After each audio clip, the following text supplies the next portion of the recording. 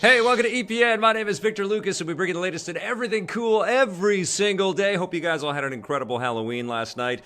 This one is going out to I Am Ryan Banks. Vic, great meeting you at EGLX. Keep up the fine work, brother. Thank you so much. Let's get started with your rundown. The final characters for Super Smash Bros. Ultimate have been announced, or have they? Nintendo held a special Nintendo Direct presentation this morning where they announced two new fighters for the game. They are the fiery pocket monster Incineroar from Pokemon Sun and Moon, and Street Fighter's Ken, who joins the roster as an Echo Fighter. This brings the total number of characters to no less than 74. Nintendo says they won't be announcing any new main fighters before launch, but that doesn't include Echo Fighters, so a few more might be unveiled before the game comes out. We'll also be getting more characters after launch, because Nintendo has confirmed that the game will have 5 separate waves of post-launch DLC, each offering a new character and stage. On top of that, anyone who pre-orders the DLC will get access to another new character, the Ravenous Piranha Plant. Finally, Nintendo says that every new fighter joining the roster, that is, fighters who didn't appear in previous Smash Bros., will be getting their own amiibo figures, although some of the figures won't be available until next year. Super Smash Bros. Ultimate lands December 7th. This game is a monster. Holy crap, is Nintendo throwing a lot of resources at this thing. It's gonna, I think, include every game out there, maybe some journalists from video games. I think I'm one of the fighters, and they're gonna make an amiibo of me, which is gonna be awesome. No, listen, I can't wait to play this thing. I got a good taste of the game a couple times at E3 and at Fan Expo. They also had it, and I also played it at EGLX on stage in front of people, which was really crazy for me to do because I'm not very good at Smash Brothers, but I started to learn some nuance, and I got trained by pros a little bit in real time on stage in front of thousands of people. But I had a great time, and I can't wait, man. I think this game is going to be one of the standouts on the machine. I think this is going to be one of those reasons why people take the Joy-Con off the thing and share it with people at airports and on trains and buses. I don't know if they could do it on a bus, but I think it's going to be incredibly popular and super fun, and basically taking in all the learnings and lessons and all the characters and all the data that they've compiled over many years of Smash Brothers success and sort of making the best effort ever. Can't wait. I think it's going to be great, and I think it's going to sell a lot of Nintendo Switches.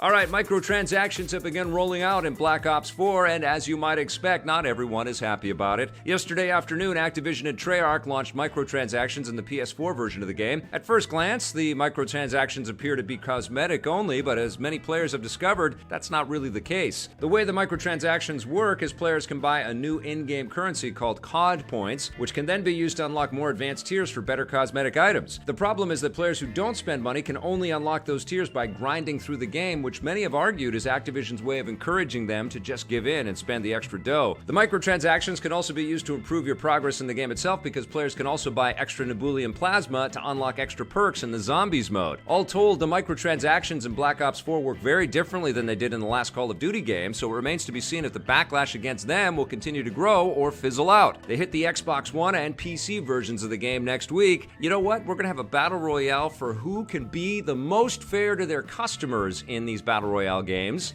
And I think that there's going to be a huge sort of community kind of swivel over to which game company gets it right and is the most fair with all of this stuff.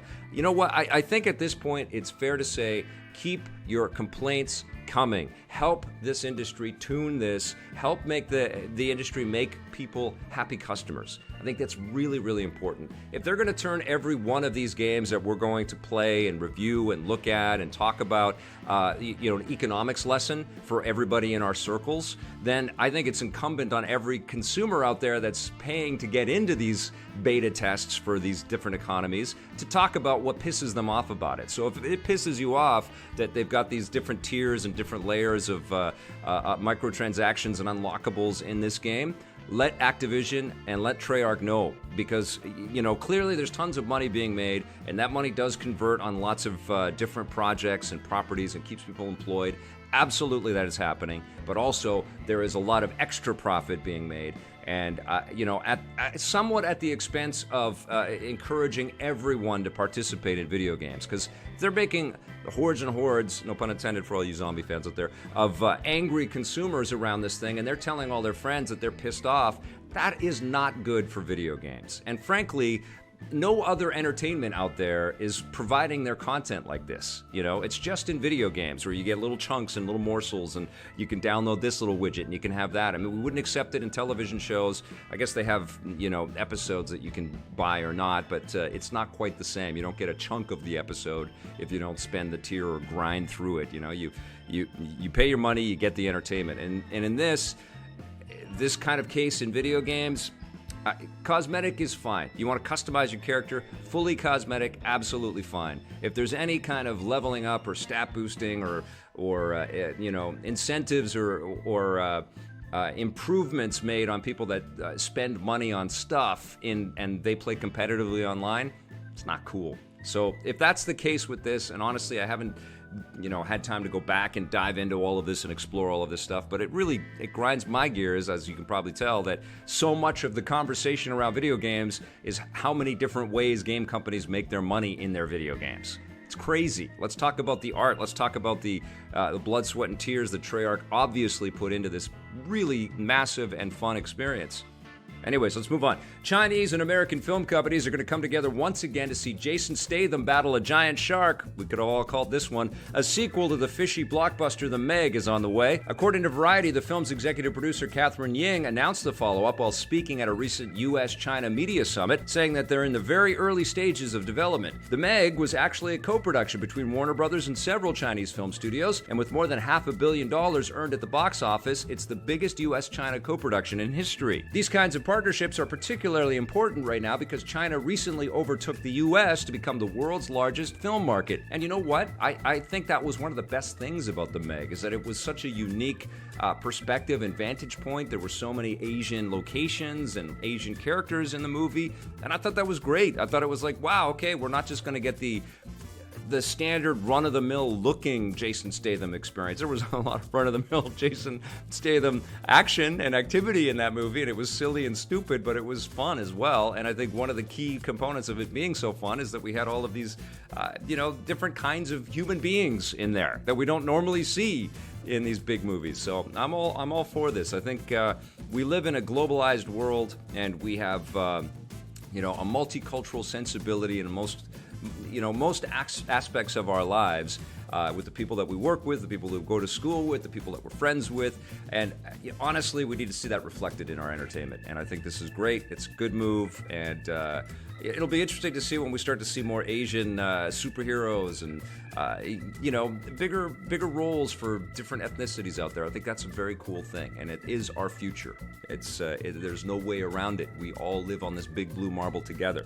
All right, with so many big games out right now, you might have forgotten that Just Cause 4 is right around the corner. Square Enix and Avalanche Studios have unveiled the post-launch Season Pass content for their upcoming open-world game. 3 DLC packs will drop starting in early 2019, each offering a distinct tone. The first is called Daredevils and is based around racing. The second is called Demons and will take the game in a more supernatural and horror-themed direction. The final pack is called Danger and is based around the science fiction genre. Square Enix hasn't said how much each pack will cost, but we do know that the Season Pass is included in the gold edition of the game, which costs $120 in Canada. Just Cause 4 lands December 4th, and if everybody can remember what they did with Just Cause 3, they mixed up the formula quite a bit and gave us air, sea, and land missions, and that's a fun toy box environment that they create every time with these crazy Just Cause games.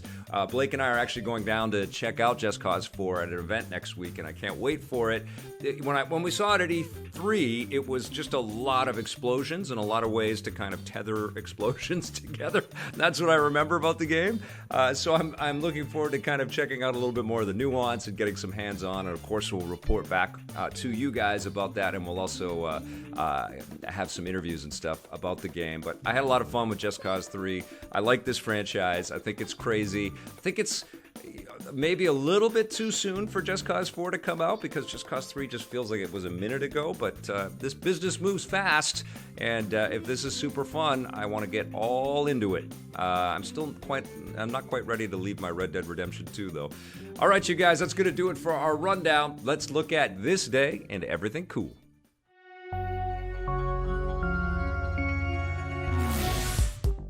Welcome to This Day and Everything Cool for November 1st. On this day in 2007, the world's most iconic video game character took to the stars. Nintendo released Super Mario Galaxy on the Wii in Japan, with a Western release following 2 weeks later. It was one of the first big games developed for the Wii from the ground up, which meant that it used the motion-sensing Wii Remote and nunchuck to move Mario around the screen and manipulate environmental objects. The coolest thing about Super Mario Galaxy was its mechanics. The developers played with the idea of gravity, with Mario navigating different spherical planetoids with shifting centers of gravity and perspectives. This gave a whole new dimension to the idea of platforming and meant that players were no longer restricted to flat platforms and environments. Thanks to the insane popularity of the Wii itself, Mario Galaxy sold almost 13 million copies worldwide, making it one of the best-selling games in the entire franchise. A sequel, Super Mario Galaxy 2, followed in 2010, and the gravity-shifting mechanics have found their way into other Mario games, like 2017's Super Mario Odyssey. Oh my God, old games are awesome, aren't they? And that's kind of what the subject of this next conversation is going to be about. I am a huge Super Nintendo fan. I have the SNES Mini, and I love it. And I have a bunch of old Super Nintendo consoles sitting around, mostly collecting dust. I hook them up every once in a while. I've got an RCA cable to HDMI converter, which works okay. But when the story started to happen around the new Sega, I forget what it's called, the new Sega device that a company called Analogue was building, and we put it into the news not too long ago, I started to look around and see that this Super NT, which I remember being hyped for, was actually now available. And I looked at the price, and I walked in to look at the amount of Super Nintendo cartridges that I had, and I went, because I play the SNES Mini every once in a while for sure, but there's a lot of games that aren't on those things that I went, I'd like to play those games again, and I'd like to show them to my kid, and I'd like them to be as clean and crisp as they possibly can on my sweet 4K monitor. I've got an LG OLED, and I said, should I do this? And I sort of went back and forth, and I looked at the price, and I think I went through the whole purchasing option and then canceled it a couple of times before I finally said, you know what? It's kind of like the PlayStation 4 Pro Spider-Man thing that I didn't need, but I would have regretted if I didn't get. It was kind of that same kind of thing. So I went for the Analogue Super NT. I wanted to see how the company dealt with shipping, and how the company dealt with getting everything to me, and how quickly it all happened. And honestly, it happened fairly quickly. I ordered it on the Friday before it arrived on the following Friday. There was a shipping snafu. They used a courier that I'm really disappointed in, and I'm not going to lambast the courier, but let's just say I have a pleasant experience with FedEx most of the time. Now, I've used a lot of couriers in my life, and a lot of things have been couriered to me to review, and I've had a much better experience with FedEx than some of the other competition out there. So you can figure out what it is if you go to the Analogue site anyways and see that. But suffice to say, shipping something from Analogue to Canada is more cumbersome than it should be. But I got it. I spent a little extra money to get this thing here, and I got it, and I hooked it up, and was immediately impressed by the pixel precision, the beautifully rendered 16-bit pixels on my crisp display, and to see classic games like Batman Returns and Super Smash TV, which I got immediately hooked back into. That was one of my favorite SNES games, and I played that like crazy. And I also threw in my Super Game Boy and a copy of Donkey Kong, and I tested that out. Incredibly addictive game, one of the most underrated and underappreciated portable games ever made. And so I started to play these games, and I was like, yeah, this is freaking fantastic. And then I had to go away for my Toronto trip, so I kind of packed it away. But what happened to me as I was sort of diving into this is I realized, there's other SNES games that I might want to add to my collection. So I went to the vendor sort of game swap thing at EGLX, and I picked up a couple of new cartridges. We're going to play one of those today in Let's Play and Chat. But I wanted to kind of see how this machine went from game to game to game, and it's pretty damn impressive. Now, clearly, I think the sort of truest to form Super Nintendo experience is to find an old CRT TV and to use the old cables and pick up an original SNES thing and a console and just play with the controllers plugged in. But you know what? It's 2018 and we've got a lot of stuff in our collections. Not just me. I know a lot of you guys have big collections of things, and it's tough to find the space. It's tough to find all of the room in your house for multiple television sets. And, I like my 4K setup, and I know that this isn't a 4K thing. It only outputs at 1080p, but it upscales pretty damn beautifully onto my monitor. And so what I did is I went for it. I hooked it up. I've played a bunch of games with this. And now what I'm finding is that I will go to this quicker than I would go to the NES Mini or the Super Nintendo Mini right now. And I know that this is my new shiny cat toy that I'm sort of playing with. But it's really fun to have that tactile experience of, walking to my shelf and picking up a cartridge and choosing which one I'm going to play and sticking it in and being kind of blown away by it. And I also like to see the delight in my daughter's eyes, who's 6.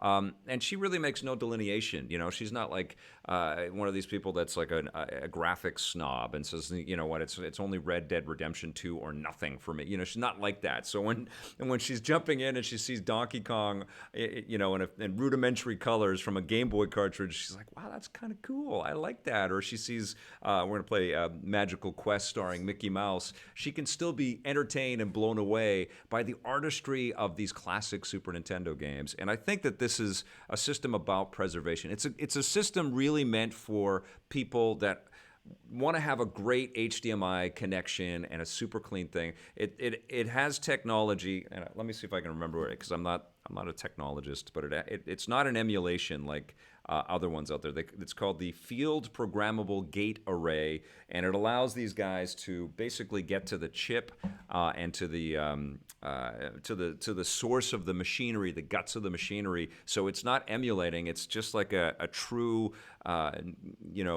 improved variation of what the Super Nintendo hardware was originally. So it plays any Super Nintendo games or Super Famicom games. It plays the Super Game Boy stuff. It plays the newer ones. It plays the FX chip ones as well. And all of it is rendered really, really well. There's also copies of Super Turrican Director's Cut and Super Turrican 2 on here, which I want to check out a little bit and let's play and chat as well. And all of it is superb. It's just a superb, indulgent experience, which I'm really having a good time with. And the other thing that I did to complete the collection of the Super NT that I got is, and this is sort of suggested on the Analogue website, is to go and pick up one of the 8-bit DOE controllers. Now, I've got a few of these things. I've got the sort of the dual stick ones. I've used them on phones. I've used them on computers. I know that you can hook some of these things up to the Switch as well and play through the Bluetooth connection there. You can play some of the classic games or whatever using classic feeling controllers. I went with the Super Famicom look for my Super NT because I never had that console. I always liked the sort of more colorful look of it. Wasn't crazy about the gray and purple sort of highlights of the old original Super Nintendo. I think that could have been a better looking console. I guess they were still trying to pretend and fool everybody that the Nintendo machines were computers or something like that. But I like the toy-like look and the aesthetics of the Super Famicom. So that's kind of the style that I went. Hooking up the 8-bit DOE and connecting this thing wirelessly, I haven't noticed any lags or any sort of hesitation on my jumps or anything like that. And remember, these pixel games were super precise. You had to make those jumps perfectly. So it's been really fun to kind of retrain myself to play games like that, retrain myself to play games just fully digitally like this. And I found that slapping in the cartridges and playing these games is kind of like a palate cleanser between some of these massive open world experiences that I've been playing, like Red Dead Redemption 2 and Assassin's Creed Odyssey. It's a weird time to be playing 16-bit stuff because there's so many things going on. I'm going to turn this off right now, and I can show you that you can put the cartridges in right there, and they kind of snap right in like that, just like good old days like that.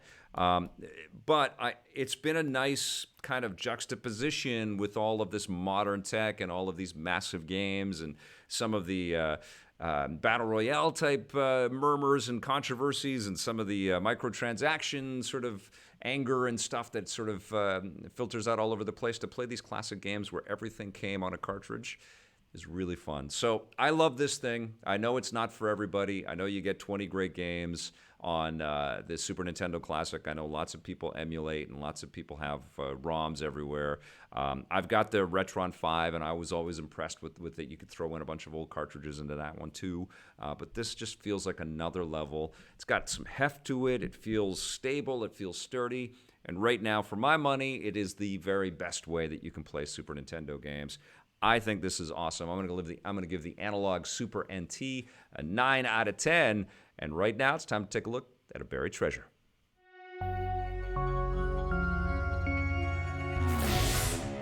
Today's buried treasure is kind of in honor of the open world foreverness of Red Dead Redemption 2 to a much more streamlined and refined story-based game called The Warriors, which Rockstar put out in 2005. It came out on the PlayStation 2 and the Xbox, original Xbox as well. There was a PSP version of this game, and it was based on Walter Hill's fantastic kind of seminal gang-based movie. And the whole idea for The Warriors was that you played a gang that's wrongly accused of a murder, and you've got to cross New York City, which is overrun with different gang members. Some of them are, in baseball outfits, and some of them have sort of biker gear on, and there's whips and chains and spikes and all kinds of violence that you're going to have to kind of navigate through. Deftly made as well. And what's cool is that this game expands on the story that was in the movie, so you get some prequel elements in there. You've got like the whole hideout in there, and of course there's lots of scenes that are kind of shot for shot mirror the stuff that was in their terrific movie. So there's lots of beat 'em up action. It's almost like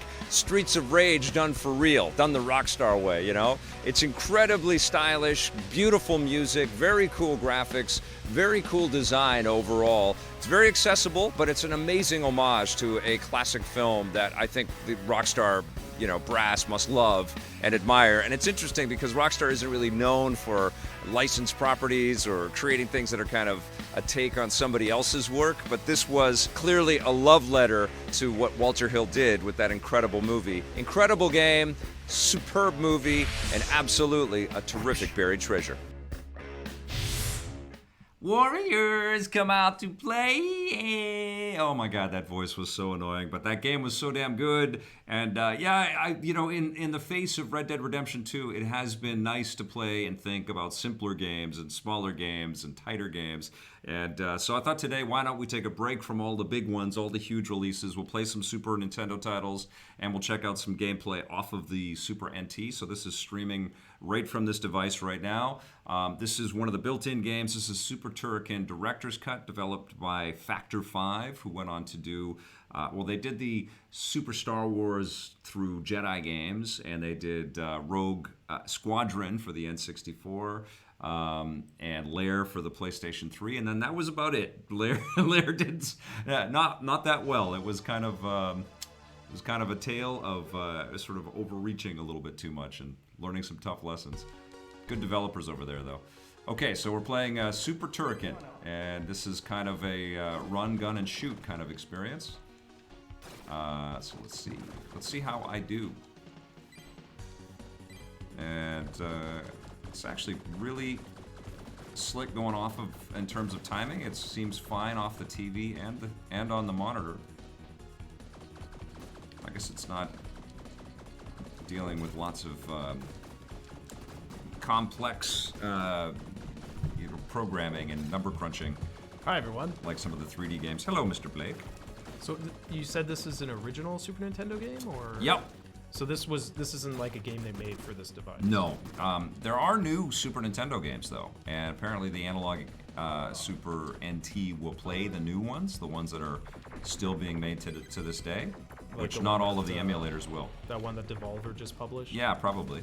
So, but this is running on the device itself? Yes. This isn't a cartridge that you just put in? No, they have the two Super Turrican games built right in. That was terrible. I'm jumping into the wind and falling.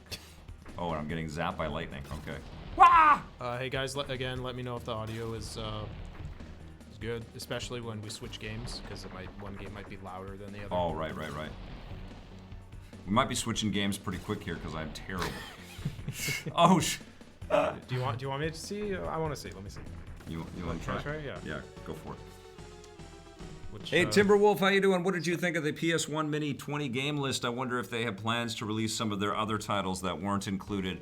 I was okay. I talked a little bit about the PS1, the Mini. I think it's a cool console. I like that it comes with 2 controllers. It's weird that it doesn't have the dual analog controllers. That would have kind of future-proofed that device a little bit. There's some great titles in there for sure.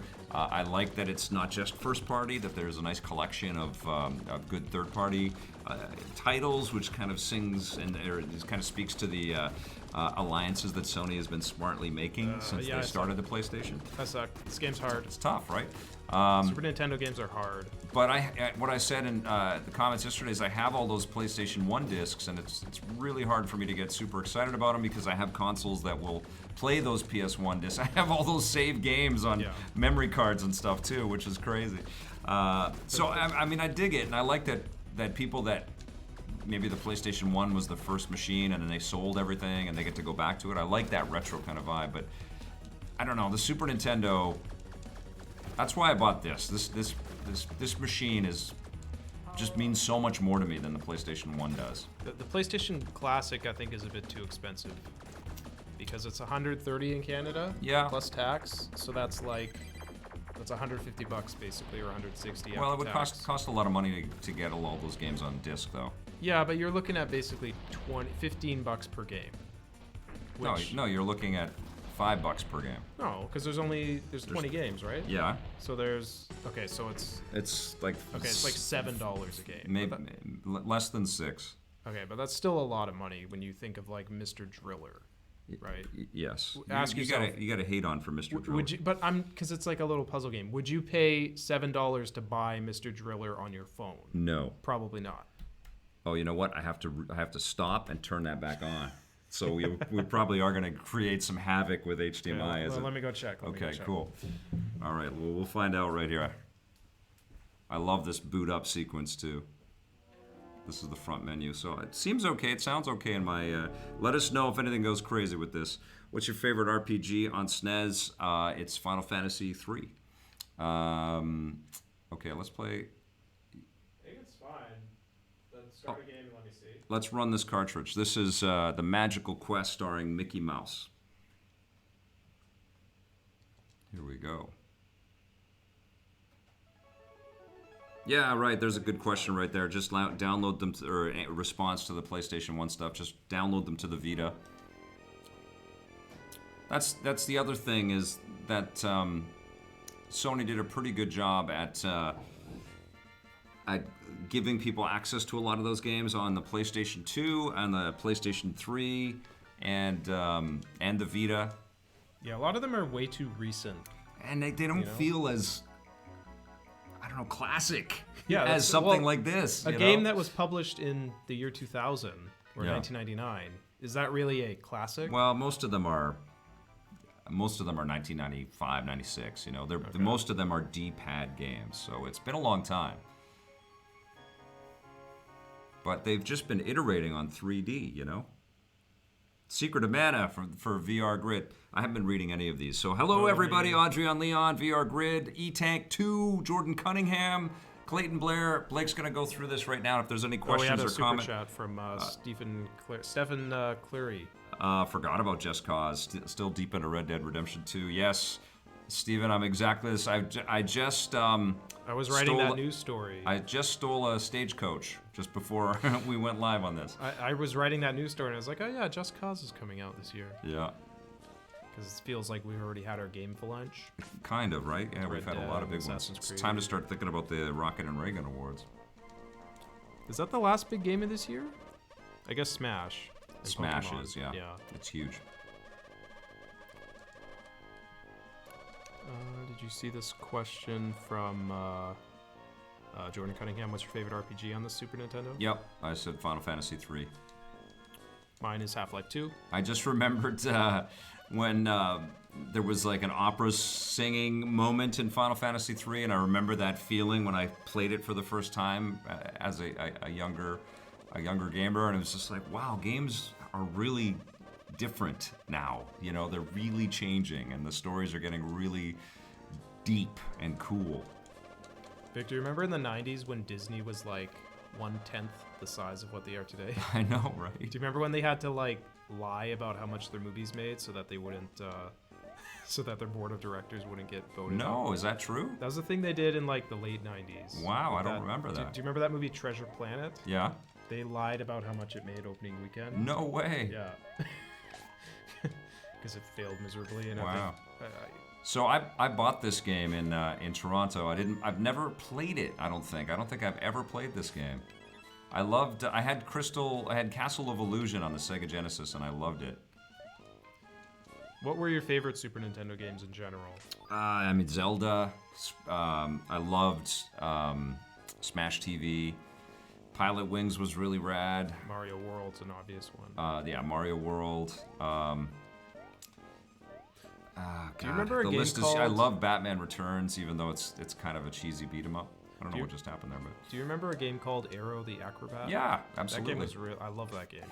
Yeah, I almost picked that up. David Siller is the creator of that, and he worked on Maximo. And he always wanted to bring Aero the Acrobat back, and David's a wonderful guy. I wonder if this thing would play Mario Paint. Yeah, I'm sure it would. Oh, but Earthbound is cool. How would you get the mouse and keyboard into it? Yeah, honestly, I want to hear...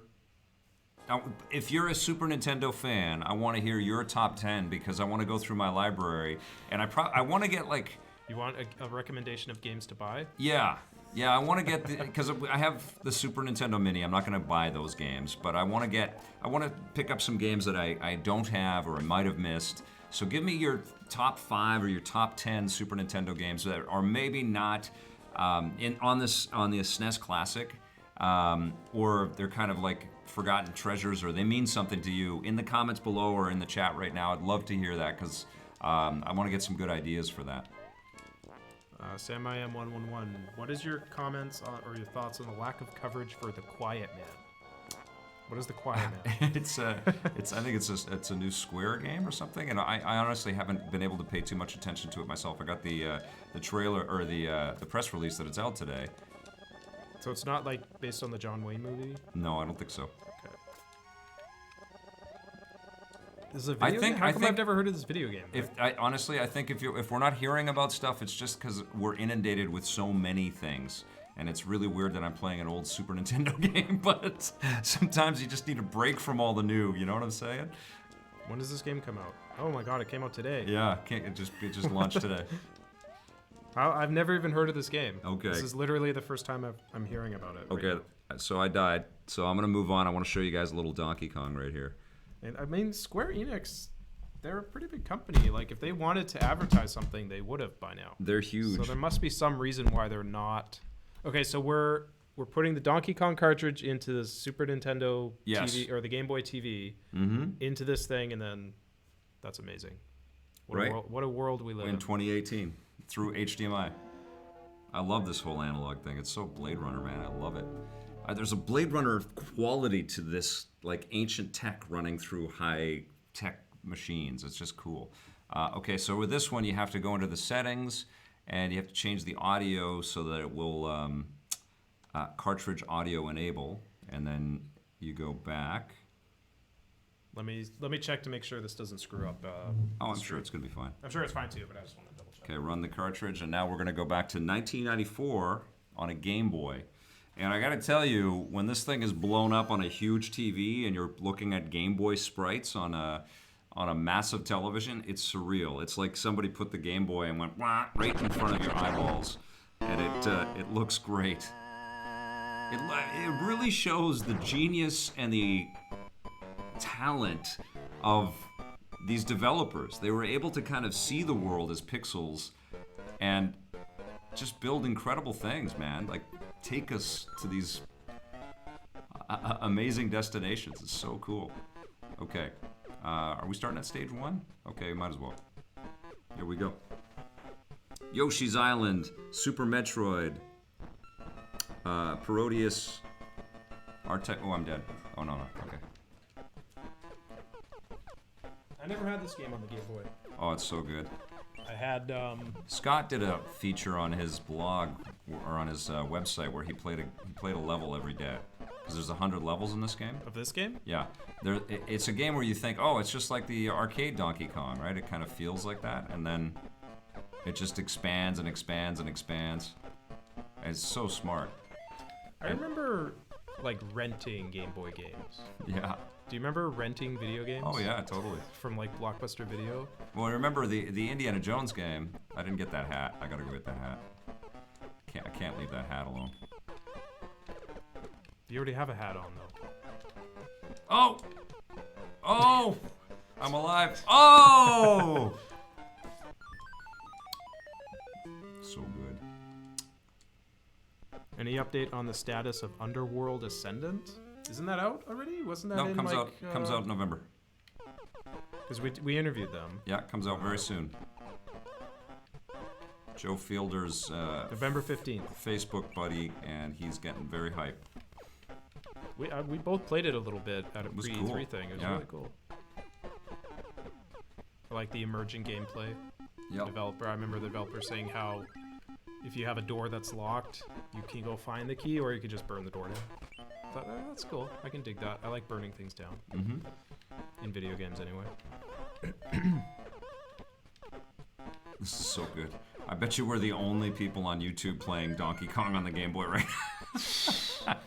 Okay, so Tyler Fisher's top games: Donkey Kong Country, Mario RPG, Stunt Race FX, Killer Instinct Gold, Mortal Kombat. Okay, yeah, I have Mortal Kombat 2 and 3 on the Super Nintendo. A lot of people are saying Mortal Kombat and pointing out how it was censored, like there was no. The first one was, yeah. Super Mario All-Stars, that was a good one. Yep, Because I that's have like that. 3 different games. Yeah. Uniracers, Super Punch-Out, Uniracers, oh my god, I do have that. I have Super Punch-Out. Dr. Mario. A lot of the big there a ones Dr. Mario I have. Was there a Dr. Mario? Yep, Dr. Mario and Tetris. Blackthorn, Rockin' Racing. Yeah, Blackthorn, that's one that I want. I was looking for that one in Toronto. I couldn't find it. Zombies Ate My Neighbors. That's a good one. Final Fantasy I remember 3. Julie Stouffer, that was one of her favorite games. Oh, there's a good one. Top Gear 2. Yeah, those Top Gear games are really good. Top Gear 2. Those were like racing games that Yeah. were from Konami. But won't those feel so dated now? I would like to get the same as like F-Zero. You know, was there a Super Nintendo RC Pro-Am? I'm not sure. Those are rare games. Those were amazing. Yeah, Top Gear is a game my sister and I used to play. Oh yeah? Yeah. It was fun. Those are very inexpensive in the collector market. Yeah, this was the cover.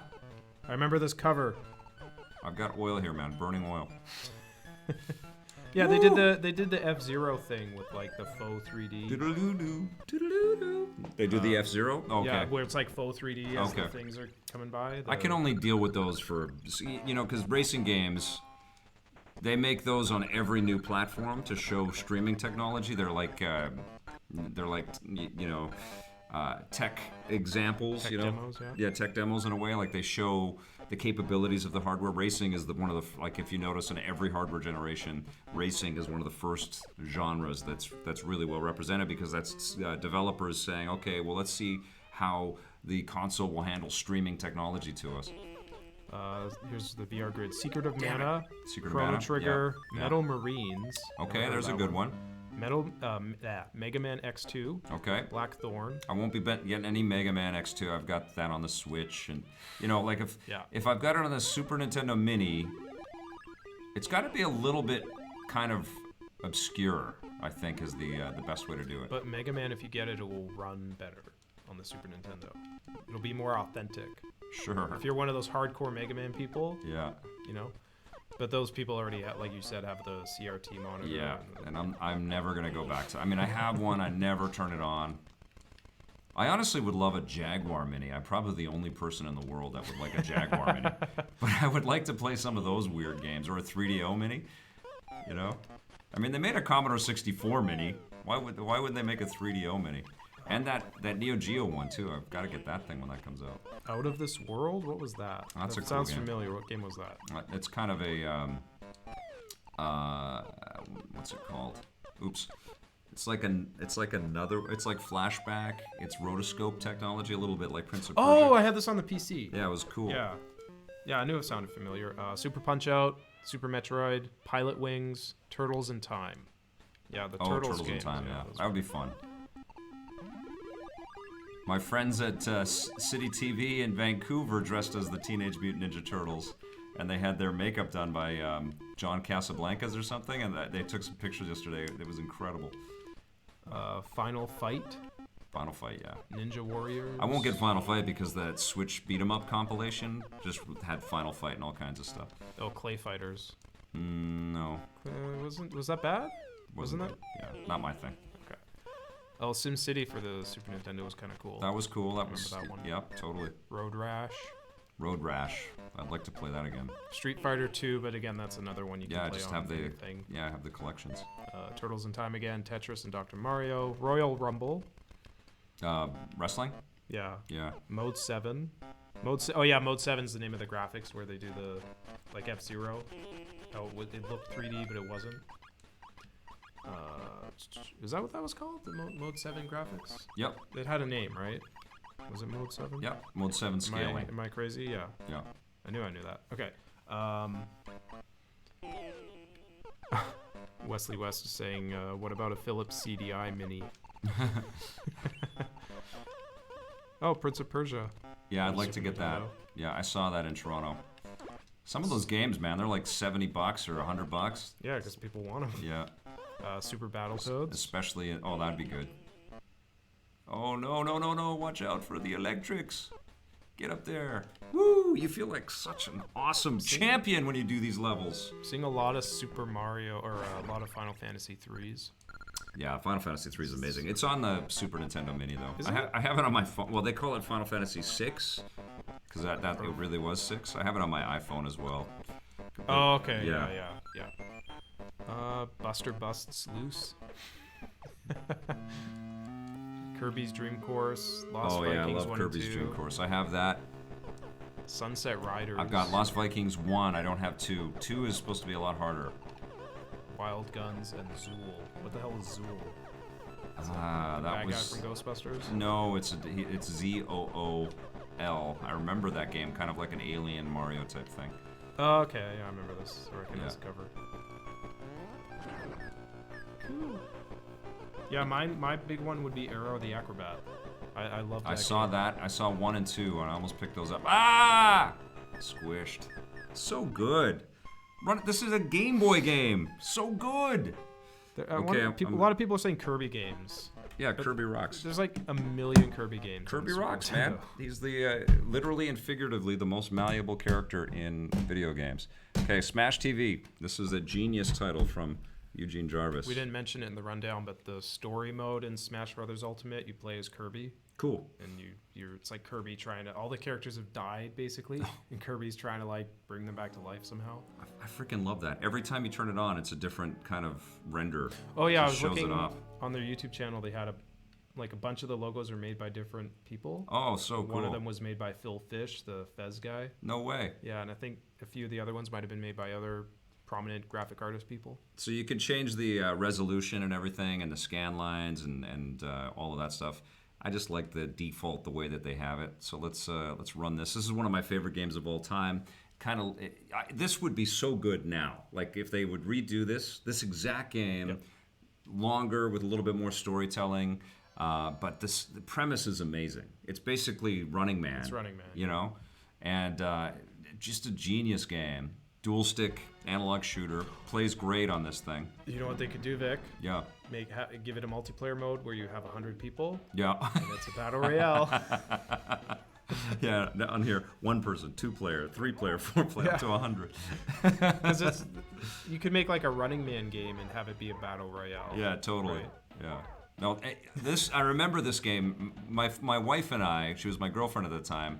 We became obsessed with this game, and we played it together all the time, and got super competitive racing for the prizes and all that stuff. It's basically a post-apocalyptic game show, and it's kill or be killed, and there's all these mutants that come out after you, and you gotta blast them. Is it it's weird? So violent. Is it weird playing this without twin sticks, though? No, the controls were excellent on the Super Nintendo, and they're excellent on this 8-bit DO controller as well. Just feels like I'm going back in time to play this again. I was so addicted to this thing. Earthworm Jim 2. Yes, that's a good call. That's a must-get. Yeah. It's kind of shocking that wasn't on the SNES Classic. The Earthworm Jim stuff? Yeah. The rights are all screwed up. There's a lot of different people involved. Super Mario RPG, that was on the Super Nintendo Classic. Yeah. Yeah, I figure if between the Super NT and the SNES Mini, if I have about 50 or 60 Super Nintendo games that run off HDMI and run well, that's good. I'm good. You know, because I do love playing these games. I do love going back to them. They're really fun. And honestly, I don't know how much I would go back to the PlayStation 1 games. Like, I think I would play them and appreciate them. Like Jumping Flash, I'm actually curious to see that again. It's been a long time. But they wouldn't have the charm and the resonance of these titles, you know? Someone mentioned Maximum Carnage. Oh yeah, I had game. that in my hand. I almost bought that. I don't think I ever owned that game. Because remember, as the Super Nintendo was really taken off in the 90s, in the early 90s, the buzz around PlayStation was coming, and that's about when I started to think, you know, I can do something with this video game industry. There's got to be a place for me to come up with something, and I started to think about different ideas, and the show was what I clicked on, and so I started to think next gen, you know, in my mind. And I was really psyched about all these CD-ROM systems coming. It's kind of surprising that they made Mortal Kombat 2 be censored, but this isn't censored. Mortal Kombat 1 was censored. Sort of Mortal Kombat 1. Yeah, and the sales suffered because of it. Everybody thought that Nintendo were a bunch of wussies. And so they said, oh, okay, blood's back on for Mortal Kombat 2. Yeah, because look at these guys, they're just exploding in a pile of goo. Oh, I know. It's awesome. Yeah. But also Mortal Kombat might have been a lot of political pressure too at the time. It didn't fit with what Nintendo was presenting as its image at the time with their games. But the fact that they kind of turned the corner on that kind of speaks to the. I mean, they like money over there, but also that their consoles can be, you know, have lots of choice on them as well, you know. Paul Adamson says that controversy sold Genesis consoles. Absolutely it did. And then Sega had their own controversy with Night Trap. You know, and I was a guy, I liked the Genesis a lot. It was an amazing machine, and I have great fond memories of a lot of games on there, but when I heard the stereo sound in ActRaiser, that's one that I gotta get. I don't think, I had that cartridge, I can't find it. But when I heard the stereo audio in I think ActRaiser's on the Mini, isn't it? I haven't gone back to play it. I don't think so. Okay, well, ActRaiser was amazing. But when I heard the audio, the stereo audio, I was like, oh my god, this machine is amazing. It's so much slicker. And I actually preferred playing Mortal Kombat, because I had it on both. I preferred playing Mortal Kombat on the SNES to the Genesis. You don't have a second controller, do you? There might be one on you want to join, don't you? Yeah. There might be one right over there, actually. I was looking for one. I don't see it. Yeah, this, I was watching a documentary about, speaking of audio, about how Rare made the audio for Donkey Kong Country, yeah. The first one, and how they had to do all these weird, clever tricks to get the audio to sort of swell the way it does, to sound like it's orchestral. Oh, cool. It was really interesting, the technical, like, and when they showed it to Nintendo was shocked at, like, they were like, how did you do this? How did you get this kind of audio to run? That's awesome. On the Super Nintendo. That's awesome. And they show the Rare is an amazing company. God, really smart. So many good titles there. Oh, it's one of my favorite games of all time, Smash TV. Sam I Am 111. Question, what are some of your favorite games that are stuck in the arcade that you wish would make it to a home release? You know, I was walking by an arcade in Metrotown in Burnaby the other day, and I was shocked because I remembered, like, Nintendo has a lot of VR arcade games in Japan. Right. They have like a Mario Kart VR game. Yes. In Japanese arcades, and I was thinking, like, they should release those in the home. I think they're coming. Eventually, yeah. Yeah, I think they're coming. It's just, you know, they want to keep everybody on their home consoles. Okay, I'm gonna end this show with little Batman Returns. Do it. How does that sound? Okay, cool. That comes out. Don't forget to blow on the cartridge. Oh, actually, you're not supposed to do that. I was kidding. It's okay. It's one of those things everyone did, but you're actually not supposed to do it. It's bad for your. Because I did buy that Genesis cartridge machine too, which we haven't gone back to. A lot of new stuff keeps on coming out. That's the thing. Jordan Cunningham question for me. How is the food at Just Cause 4? Well, we haven't. That's next week, and I will let you know. Remember when Konami made We should games? do a first impressions on the game and then and first impressions on the food. I was thinking that could be a segment. Yeah, for last sure. Time we were at E3. But no, when we went to it at E3, they didn't have any food. Right. Like they had it behind closed doors thing at their booth, but there was no food. So 0 out of 10. No food. This sucks. Michael Keaton. Woo! Remember Michael Keaton? Oh, he's great. Oh, look at that! Look at that mode 7. That's amazing, right? You actually get to that, but you don't play that right now. I think right at the beginning, it's just beat 'em up. I think you do, right? I think there's a mode 7 racing thing. Was there? I don't remember that. I think there is. Do you remember the So good. the Batman Look Forever at this. game? So good. The Yeah. Batman Forever game was okay I have Batman Forever. for the Super Nintendo, like the Val Kilmer one. Yeah. He was a solid Batman. Yeah, he's okay. He wasn't terrible. The movie sucked. That's not his fault. I liked some stuff in there. I thought Jim Carrey as the Riddler was good, and I liked Chris O'Donnell as Robin. Yeah, they still had a little bit of the Kilmer darkness. and Nicole Kidman was great as But you Vicky can Vale. see when you watch it how it's becoming. Or she wasn't Vicky Vale. Who was Nicole Kidman? It's like Dr. Cardigan or something like that. Yeah, she was good. It's like I mean, in my Dr. mind's eye, it Branch- was. Like, it's Branch probably Davidian or it's something. probably brutal to watch now. It's gonna bug me because I'm gonna. I for some reason I kind of know what her name was in that, but let me. I will say that Batman Returns is one of the best Batman movies. Dr. Chase Meridian. Chase Meridian. I was close with the vowels.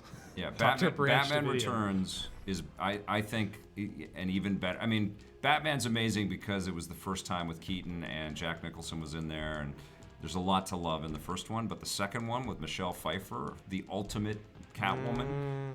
She's great as Catwoman, And but DeVito was perfect the as. movie is too. No, come on, Christopher Walken is in that thing. I will say though, It's great, great movie. I think I've told you this. Batman Returns has my all-time favorite movie line ever. What's that? Out of any movie, it's near the end. Christopher Walken goes, "Selena Kyle, you're fired." And then he looks at Bruce Wayne as Batman because he just pulled his mask off, and he goes, "And Bruce Wayne, why are you dressed up like Batman?"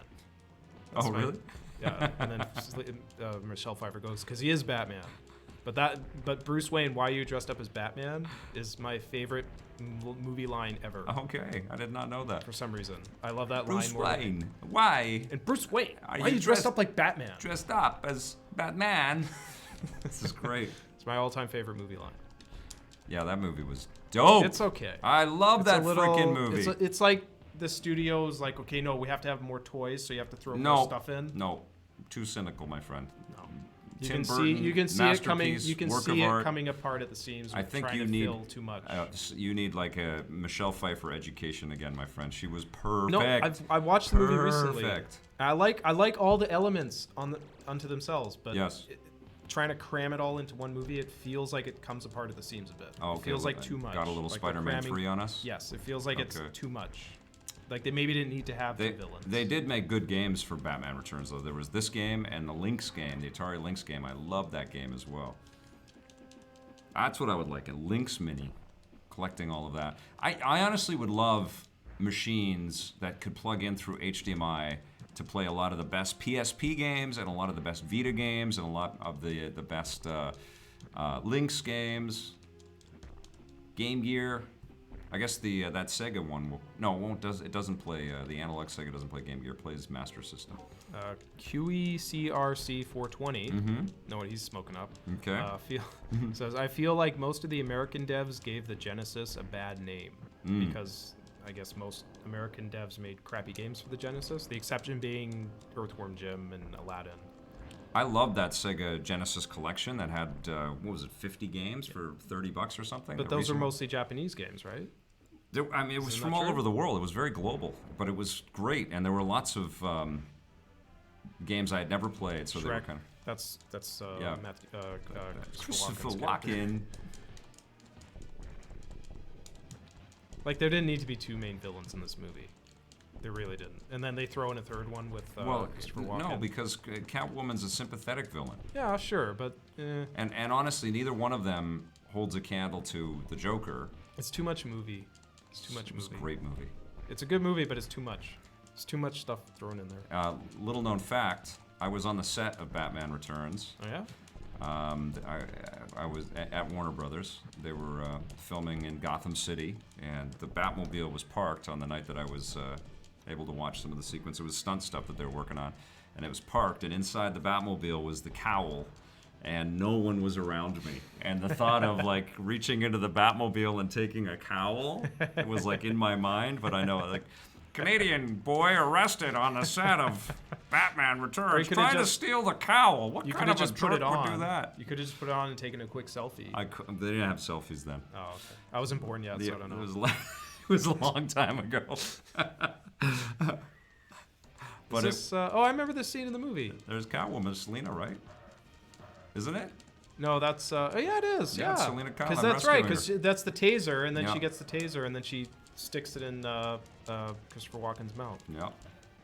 No! Look at Michelle Pfeiffer. The best! Mercurio Ruiz says Thanos is in Smash. He killed all the Nintendo characters. Oh, he's making a joke. Yeah. Because that's the story mode is all the characters are dead and Kirby has to except Kirby and he has to go save them. Because Masahiro Sakurai, the Smash guy, he invented Kirby, right? Did he? I think so, didn't he? Well, he was worked with HAL Lab, and HAL Lab has had a huge part in the Smash games. I don't know if they're working on this new one though. Yeah, because he created Kirby, right? Oh, if he did. Yeah, he created Kirby and the Smash Brothers game. So yeah, like obviously he's gonna favor Kirby. Oh man, the guy's a genius. He just went really up in my estimation. He must have made Kirby when he's like 5 years old. I don't know. I interviewed him. I did not know that. I interviewed him for Metal Gear. He's in our Metal Gear Solid 4 documentary talking about Kojima. Oh, that's right. Yeah. Yeah, I forgot about that. Nice guy. I did not know he invented Kirby too. Kirby is underrated always. Amazing games. Paul Adamson says, fun story, Sean Young really wanted to play Catwoman. Oh, yeah. She made her own costume and hounded Tim Burton. And they thought she was crazy. That pretty much ended her career, I think. Not too many people were eager to hire her after she was on the set all the time, or on the lot dressed as Catwoman. Hire me! Sam I M has a question. Yes. What are some obscure gaming peripheral tidbits that you know? Do you know about the Dreamcast fishing controller working as a motion controller for Virtua Tennis? If I remember that. That makes me wonder how many peripherals would work with this thing. I think there's like a documentary or a show on how many gaming tidbits I've forgotten. Yeah. Yeah. Like what was that? What was that big gun peripheral thing they had for the Super Nintendo? Do you remember that big, like, the shoulder-mounted, the scope? Yeah, the Super Scope. Super Scope, yeah. Would that work with this thing? I asked earlier about the Mario Paint mouse and keyboard. Would the mouse and keyboard work for this? It didn't have a keyboard, it just had a mouse and mouse pad. Yeah, mouse and mouse pad, yeah. No, but it would work with the new iPad Pro, which is the weirdest thing. No. That's what? I'm sure somebody out there has made an adapter for the Mario Paint mouse to get it working with more modern systems. Yeah. I liked Mario Paint. I got it. I had it on my Super Nintendo. Somebody check on YouTube to see how many streams of Batman Returns on the Super Nintendo are happening right now. Okay? Well, at least one. I want to know. This doesn't really look like the Batman in the movie. Sure he does. Not really. I feel like he wasn't that muscular. It's a Super Nintendo. Did you know that? But I'm talking because you can make an approximation of what he looks like. He's not that. He looks more black in the movie. Yeah. Like they added more highlights to him, which I guess to make him look better. But do you want to email the development team? It feels like he's bigger. Okay. It feels like his arms and everything are like butch, like more muscular. Well, and Keaton was more. It's a video game. It's a video game. They should have made him a bit more narrow. I'm digging it. Man, I would like to play an Arkham Asylum game in 16-bit style, or an Arkham City. Right here. But it would, like, with the story and everything, all the characters. Ah! Jordan Cunningham says, I felt like This Sean stun gun Young, guy is killing me. I felt like Sean Young looked so hard. fake on Blade Runner 2049, but I like that they fit the story. Fit her in, yeah, for sure. She did look a little cartoonish in that. Okay, that was too hard. What time is it? Do we have time for one more? Yes, we do. We're gonna play. What else? I want to play a little more. What else you got? That's all I brought here. I'm gonna play some more. Oh, you know what? I'll play Super Turrican 2. That's the only other game we didn't check out. So let's take a look at that. Yeah. What is Super Turrican 2? I'm the Wesley West. I'm the only one streaming it. 2018, people! Woo! Okay, we're gonna play Super Turrican 2. Oh, Tyler Fisher's also asking. From Factor 5. Right before we went live, I saw this story. I don't know if you saw it yet. Yeah. We're gonna have it the rundown tomorrow. Ewan McGregor was just cast as Black Mask. Great. In Birds of Prey. Awesome. Kind of a weird one for him. Yeah. I guess he figures Obi-Wan's not happening. It's kind of a weird one for him. Yeah. He's not a menacing dude. I mean, he's an excellent actor. I can see him menacing. I think of like Train Spotting. I would like to see him as an older Oliver Queen. Okay. You know? Yeah. He would be great in that. But, you know, he could play... He's never played a villain, I guess. No, he was in that Nicole Kidman movie where he's a psycho. Yeah. But no, he... I love that dude, though. He's think an of him in amazing Train actor. Spotting, the first one. Yeah. Where he's all, like, strung out and crazy. Yeah. He could play the Joker, you know? Yeah. I mean, he's super talented. I think he's always fun to watch. Every movie I've seen him in. Isn't this the one we started with? This is 2. Oh, okay. Yeah. And he fell in a hole. It's very much like Super Star Wars. He fell in a Sarlacc hole. Yeah. The first hole that I found, it fell into it. This is good. There's a lot of craziness going on. Oh, I know which games. I need to get some Super R-Type and some cool space shooter type games. You should get Super Star Wars. I have that. I have Empire. I thought I had Jedi. I can't find my Jedi cartridge. Almost bought Jedi. Sam, I am. Question, have you checked out Marble It Up? No. Like, it's sort of like Monkey Ball, I've heard. Have not. Been playing a little game called Red Dead Redemption 2. It's a very little game. Takes all my time. Oh, here's Emilio Lopez has a good bit of information for us. All Super Nintendo peripherals work on the NT, except the Super Scope. Okay. Because light guns don't work with the current. Oh, with HDMI, right. But all the apparently, so the Mario, displays. If you get that little adapter thing, I guess the Mario Paint mouse would work. Oh, cool. Because it was the same awesome. Little. It was Look the at same this connector. Moon Patrol. Look at that. Love it. Pretty cool. Favorite game of all time, right here. This is awesome. Red Dead what? Woo! Oh, Factor 5 is so damn good. Oh, rest in peace, Factor 5. VR Grid has a question. Oh, I guess if you go off the screen, you're dead. Okay. Vic, VR Grid has a question for you. Yeah. Do you know what question he's going to ask? When are you playing Creed? Yes. I think I'm stuck in Red Dead for a while, guys. I'm going to try to have some more thoughts tomorrow. I'm about 20% done on the game.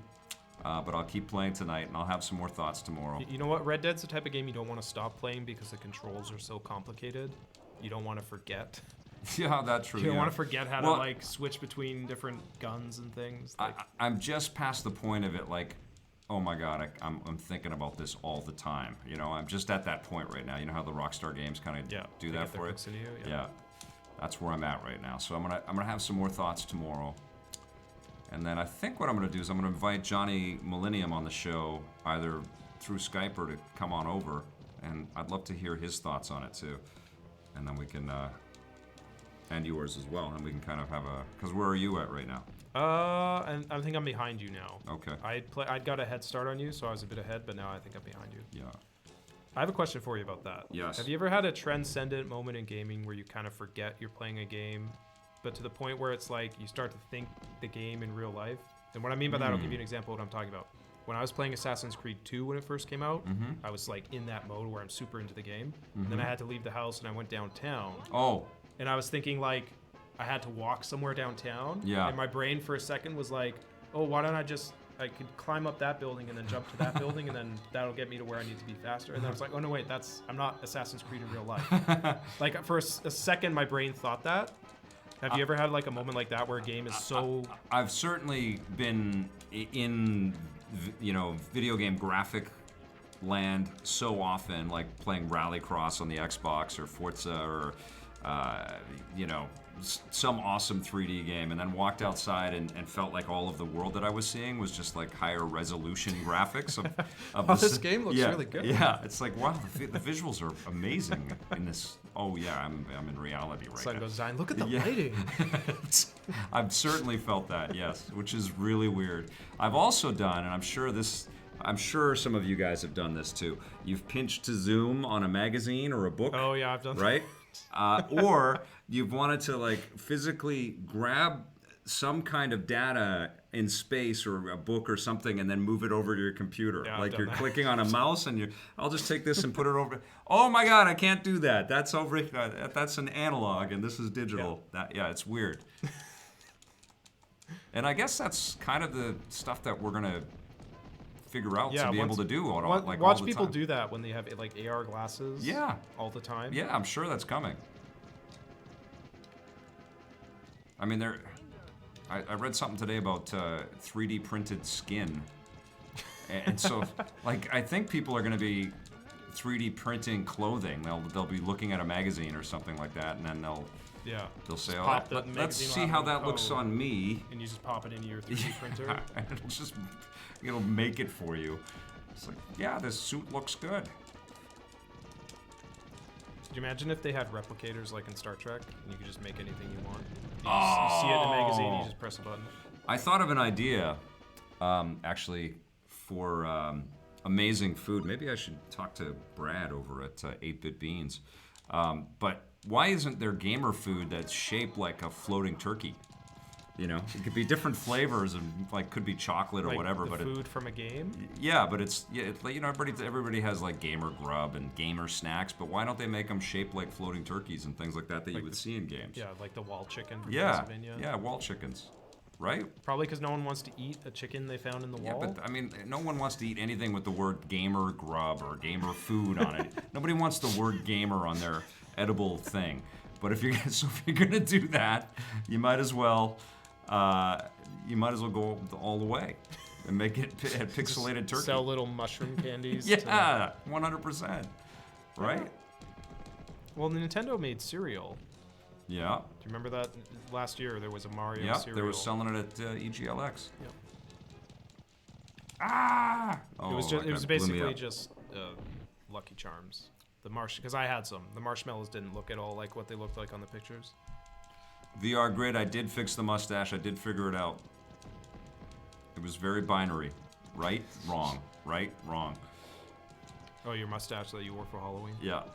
I had all the kids. I had a lot of response to my Mario costume. When I was walking down the street, I'd have people honking, "Hey, Mario, how are you?"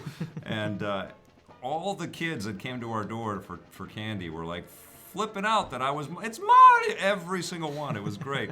So I highly recommend you do that at some point in your life. Wear a great Mario outfit. It's kind of shocking that Nintendo has waited this long to start really exploiting their characters.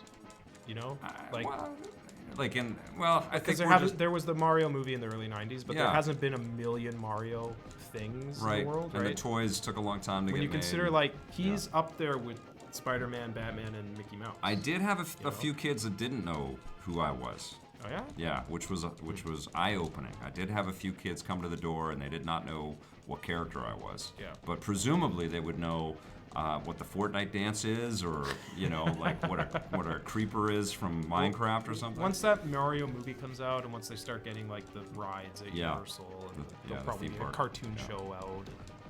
In the movie, right? Yeah, they had all that stuff in like the late '80s, early '90s when Mario really got big, but.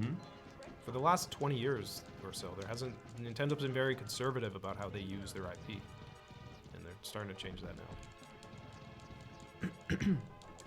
Question, Vic, are you starting to watch Castlevania Season 2 yet? Yeah, I started to watch a little bit yesterday, but it was hard to, I was kind of, my wife and I took turns on going out with my daughter, And so when I was at home, after I'd gone out for a bit, I started to watch that while I was waiting for trick-or-treaters, but we had a million trick-or-treaters, so my focus was pulled constantly. Can I say something that might be a bit controversial about that? Yes. I tried watching a little bit of it and felt too gory. It's pretty gory, yeah. It's always weird to me when I see animated goriness. Yeah. I'm fine with it in live action, but in animated form, it feels really weird to me. Okay. That's hard. Super Nintendo games, hard. No save points. That's one of the things about the Super NT. It does not have the save points and the restore points like the SNES Mini and some of the emulation options that are out there. I know that there's ways to hack this thing. I haven't done any of that. I haven't even firmware upgraded the thing. I've just been enjoying it. And I will firmware upgrade it. I will be looking at your ideas for other SNES titles. If you guys like me playing some of the Super Nintendo games or the Genesis titles, the classic ones, thanks, Blake. Let me know, and we'll stream some more of those things. I think it's fun and valuable to look back at some of these things. I think what would be really cool is for us to be more sophisticated and maybe run an interview with one of these people that worked on something like this, and then run one of these classic games. I should try to connect with Julian Eckelbrecht, who was the founder of Factor 5, and do a little discussion with him about the glory days of his studio. That's a good one. That's another example of a production meeting while we're live streaming. Anyways, I had a lot of fun today. Thank you, everybody. We'll be back again tomorrow with another EP live, and I'll try to have some more thoughts on Red Dead Redemption 2 for you. Oh, VR Grid, you are the best. Thank you so much. This was a very fun episode for me, though. Hope you guys had fun. I'm going to read through your list, so yes, please let me know what Super Nintendo games I should pick up cartridge-wise if I don't have them already, and exclude the 20 that are on the Super Nintendo Mini, okay? Take those right off of your list. But if there are other ones, I want to know what they are. And I'll probably rifle through the Super Nintendo Compendium again. Volume 2 is coming out in the spring, too, so we'll be talking about that soon. Okay, you guys, thank you so much for watching. Remember, we've got lots of other content for you to enjoy, and if you do enjoy it, hit subscribe, hit that bell. If you want to join and become an EPN member, that would be amazing. And remember, we have merch that we have off our landing page on our website, epn.tv/merch. We'll send you in every direction, including to the 8-Bit Bean store on Amazon or 8bitbeans.com, where you can pick up the Espresso Playground. Thanks for watching, everybody. We'll see you tomorrow. Play forever.